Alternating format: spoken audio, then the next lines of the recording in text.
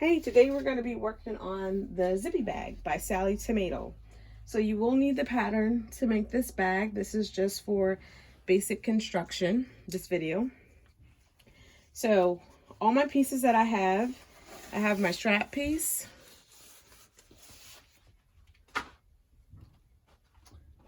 I have my zipper casings, I have my D-ring connector.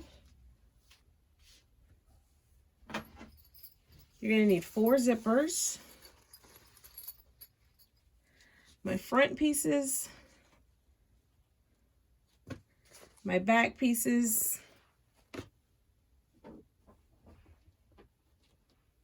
my pockets, and my lining. And I am actually making this bag for a co-worker.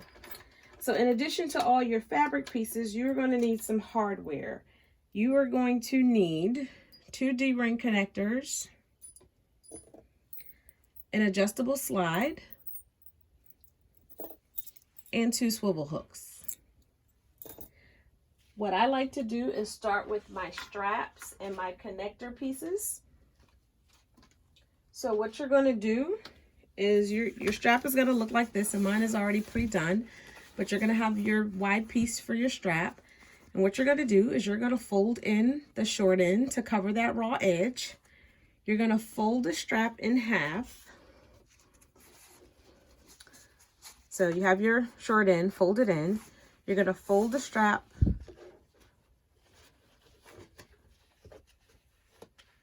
in half and press. You're going to open it out. Fold one raw edge into that crease you just created from the half fold. Fold the other raw edge in to that crease that you created from the half fold. And then you're going to fold the entire thing over once more. So you end up with your strap looking like yay. Okay. And then what we're going to do is you're going to stitch across the short end, all the way down one long end, back around the other long end.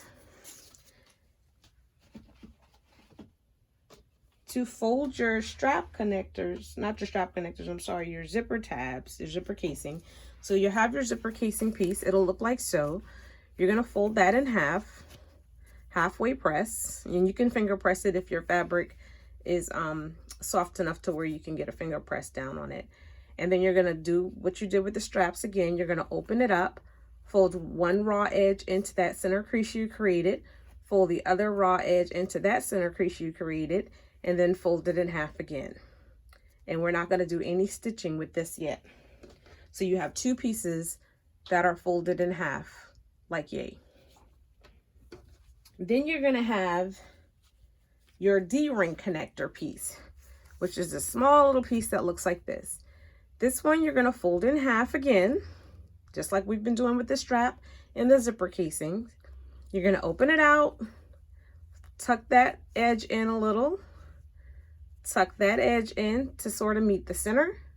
And then what we're going to do is stitch about 1/8 of an inch down to just close that edge up. All right, here we go. So for this bag, you're gonna need a few tools in addition to your basics, like scissors, rotary cutter. You are going to need your all-purpose foot for your machine. All machines are different, so the feet look different. This is what my all-purpose foot looks like. You're going to need a zipper foot. And you don't need this foot, but I love it, especially for tight places, for top stitching, for making straps. This is what you call an edge stitch foot. And what it is it has this little guide in the center that just makes it easier when you're trying to keep things aligned and stitching on the edge of fabric. It's also good for quilters when they have to stitch in the ditch, but this is an edge stitch foot. This is optional, but I use it all the time. I use it just as much as I use my all-purpose foot. Okay, and then One of my other little tools that I love to have is the infamous Hump Jumper. There are various hump jumpers on the market. I personally like this one because it allows for 3 different levels. So you have a level 1, you have a level 2, and then a level 3. And what this does, and you'll see as I go through the bag, but this helps align your foot with the fabric. Sometimes your fabric, once you start to build layers, it becomes bulky, and when you try to start your stitching, your foot is actually kicked backwards and it's not level on the fabric, and this helps level it out. So I keep this handy at all times. I use it all the time. And then I have my trusty stiletto. Now, there are all types of stilettos out there on the market. There's the purple thing. Some people use an awl. Some people use the point of their scissors. I have tried everything and finally broke down and bought this stiletto. Just none of the other methods or stilettos that I tried compared to this one. So I broke down and I bought it. And I mean, it's a little on the pricey side, but it is the best in my opinion. So here goes. We are going to get my machine ready. I'm just going to drop my foot on. I already have my machine threaded and I have my strap here. So I am going to place my strap underneath my foot. And actually, I don't want to use my all-purpose foot. Whoops, I just hit the camera. I want to use my edge stitch foot. Okay, so I've got that on. We're going to be doing a regular stitch length. And because this is considered top stitching, I'm going to raise my stitch to, actually what I do is I don't do a regular stitch, so scratch that. You can do what standard method is. You're going to use a regular stitch and lengthen your stitch to at least a 3. Anytime you do top stitching, you always want to lengthen to at least a 3. It just gives it a nice, a nicer look than those tiny, short 2.5 millimeter stitches.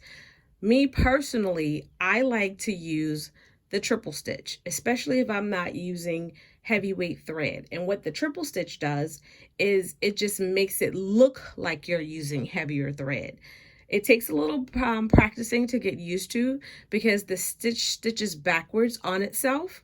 So I'm going to use the triple stitch. So I'm going to choose my triple stitch setting, and I'm actually going to raise my stitch length to a 375. So what I'm going to do is come here. See how that foot, I don't know if you can see it, but it's kind of kicked back a little bit at an angle. So I'm going to grab my hump jumper here, and I'm going to just do one level, and I'm going to place it on the back of my foot, and voila, it just leveled my foot out. And you don't have to move it. You don't have to hold this, at least for this particular style. It will just move itself out of the way as we start stitching.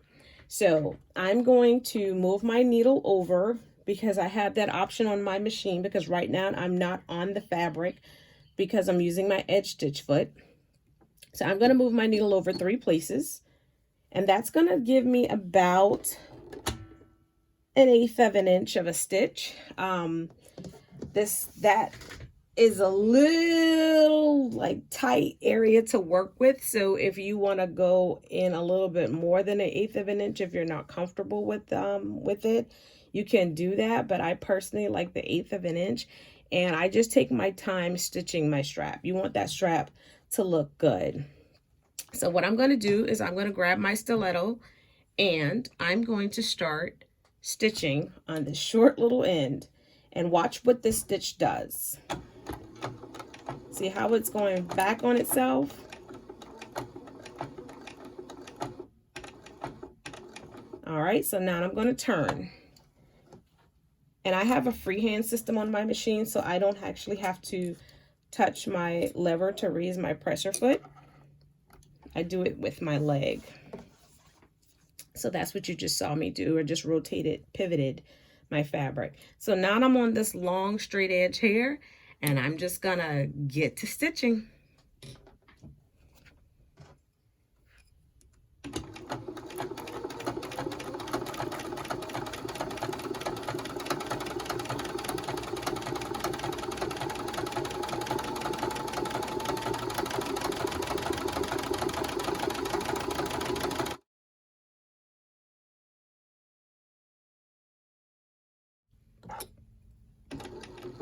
So I'm coming to the end of this side.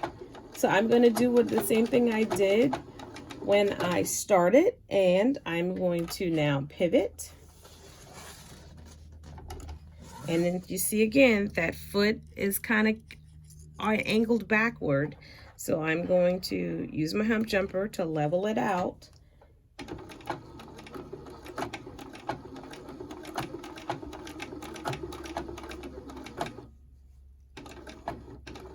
All right, and I'm going to pivot. I'm going to keep that leveled out, and I'm going to continue down the other side. And we're now at the finish line on the last or the other short edge. Cut your threads.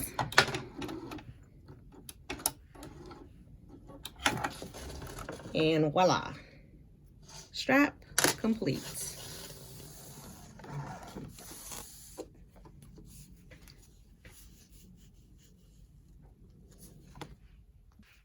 Now we are going to prepare our top zipper. So what you have is you have 3 zippers. Actually, you have 4 zippers total. 3 of them are a longer length, and then 1 is a short length. That is the zipper we are about to prepare, the short one. That is the zipper that is going to close the top of the bag. So I have my zipper here, okay? And then I have the zipper casings that we talked about earlier.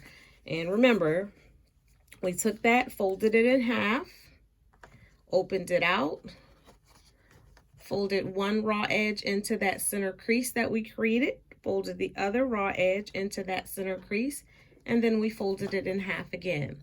So now what we are going to do is we are going to take that casing and slip the zipper inside of it. So we're going to take the zipper and slip it inside of that casing and fold it closed. And if you have a pin, pin it, or if you have some clips, which I don't have any handy, I need to grab some.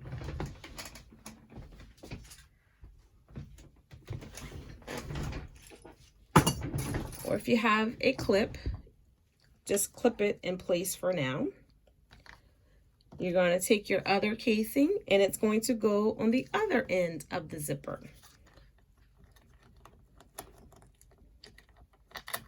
So you just grab it. It's going to sit inside there and close it down. Okay, I'm going to grab a clip and clip it in place for now. And what you have is your zipper looks like this. Okay, now what we're going to do is stitch this edge closed.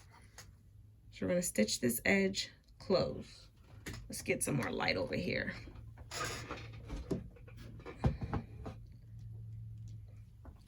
So we're going to stitch this edge closed. All right, again, I like to do my triple stitch, and I like to use my edge stitch foot. So what I'm going to do is get this fabric and zipper underneath my edge stitch foot. Again, if you don't have an edge stitch foot, you can use an all-purpose foot, or you can use your zipper foot. And I'm going to leave my triple stitch on. I'm going to leave it at the length I had doing my straps, and I'm going to stitch this closed. So I'm going to go ahead and move this clip out of my way, and I'm going to stitch this down.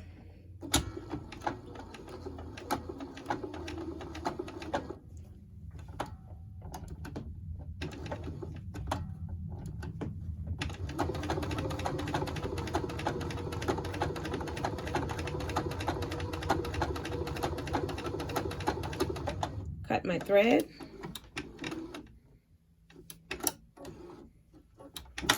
And this is what we have. And it's stitched down. All right, so we're just going to do the same thing to the other side.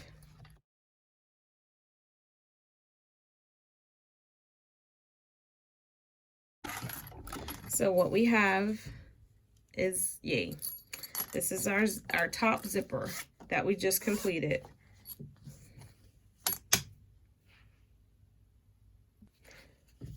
Okay, now we are going to do our D-ring connectors. I actually cut my D-ring connector a 1/2 inch longer than what's called for in the instructions, just because I feel like the size in the instructions is not a whole lot of room to play with, especially because this bag is constructed using a 1/4 inch seam allowance, which isn't much. And I personally don't like 1/4 inch seams in bags, but for this one, it works. But just that little slight modification just makes that portion of the bag a little bit easier to work with once you get to it. But with this, we're going to do the same thing we did with the strap and the zipper casing, is we fold it in half, raw edges together, open it back up, fold the raw edge in, fold the other raw edge in, and we're left with a piece like this. And now I'm going to stitch these openings down, and instead of stitching from the right side of the fabric, I'm going to stitch from the wrong side just to make sure I catch it. Again, I'm still going to use my edge stitch foot, and I am going to stick with my triple stitch, and I just need to make sure that's going to hit where I want it to, and it does. So here we goes.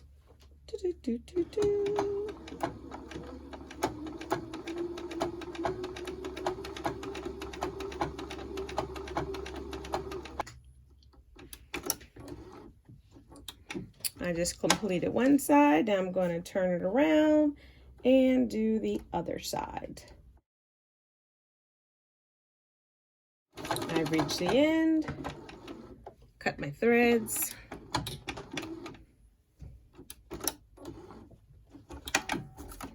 and voila, this is it. So then what we're going to do is we are going to fold this in half, like yay. And let's go back again. So this is our piece. We're going to fold it in half, and we're going to cut it. We're going to split it into two. So now we have two pieces, okay? And then what we're going to do for right now, we're going to grab two clips. I'm going to grab my small ones here. Yes, they come in different sizes, and I've got these little small cute little ones. And I'm going to grab my D-rings, okay? And we are going to slip this over our D-ring, like so. And I'm just going to clip it in place to hold it, and I'm going to set these aside for now. So again, we just slip this over the D-ring with the pretty side up, raw edges even, clip to hold in place, and this is what we have.